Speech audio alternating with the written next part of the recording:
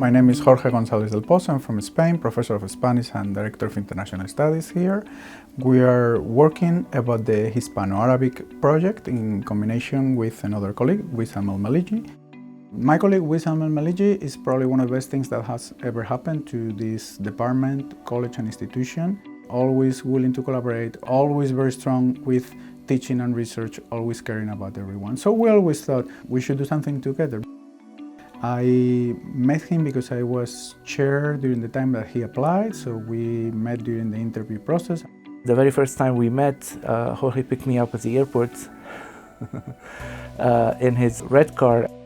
Somehow this became part of the subconscious mind. So when we started doing this, the first thing I started painting was actually Jorge's car.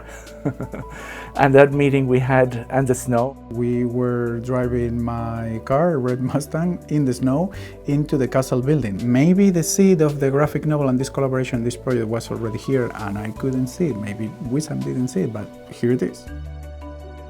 One of the things that we seemed to agree on, spot on the first time we met, was why on earth did we ever leave the Mediterranean and come to snow in Michigan? So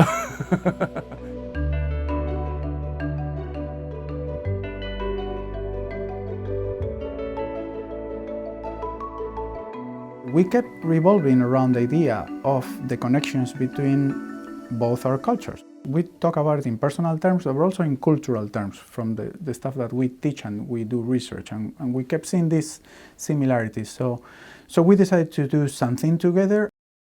We have a grant from the Arts Initiative program at the University of Michigan, and it includes different stages. A part of that is inviting guest speakers, mainly artists and writers, and part of that is doing a graphic novel, more of an anthology, which I'm very excited about because it includes different writers and artists locally, also from overseas internationally, who represent the Hispanic and the Arabic culture.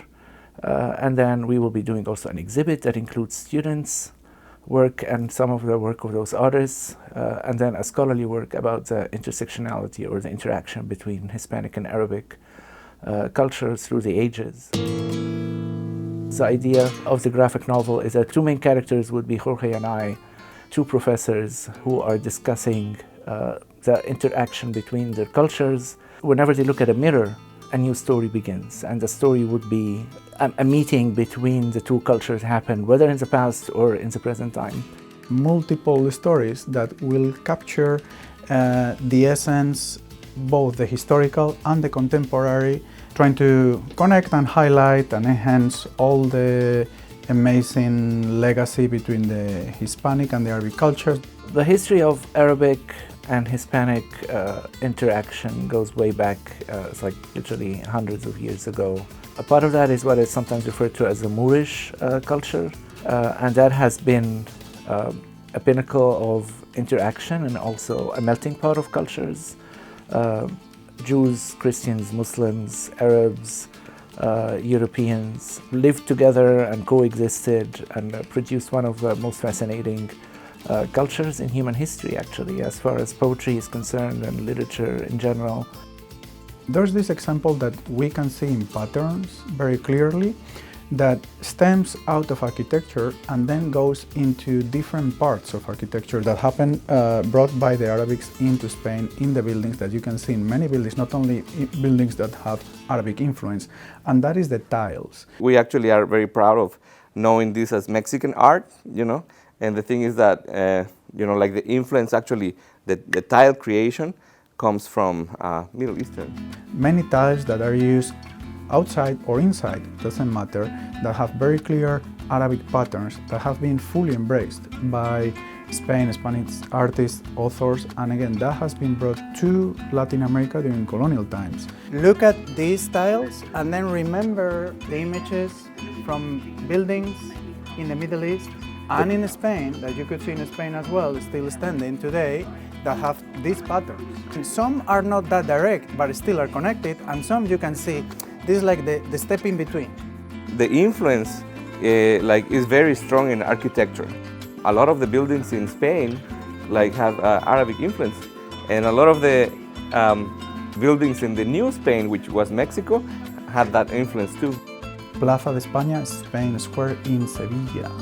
There's a little pond, and the architecture is fully influenced by Arabic descent.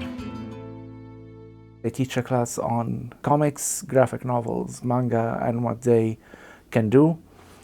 They also do a final project, which is a comic book, and they wrote reflections on the visits by some of the artists and writers who came to campus. A lot of my work depends on using creative work by students or encouraging students to do that, even if it's not an art class. So even in a translation or Arabic language class, students are assigned a final project where they do, for instance, Arabic calligraphy. If it's an Arabic literature class, they do a scene from a novel or a poem or a work of literature that we worked on. This is a dream project. The idea is, I hope somewhere that maybe this kind of coexistence can be revived again or can happen again. If human beings have done it once, why not do it again? Instead of focusing on differences, we're trying to focus on the similarities. I believe that art has a power that can transform, change, and create consciousness about issues that are harder to deal with in real life, and maybe more interesting to get a better sense through art in order to be more of a social consciousness.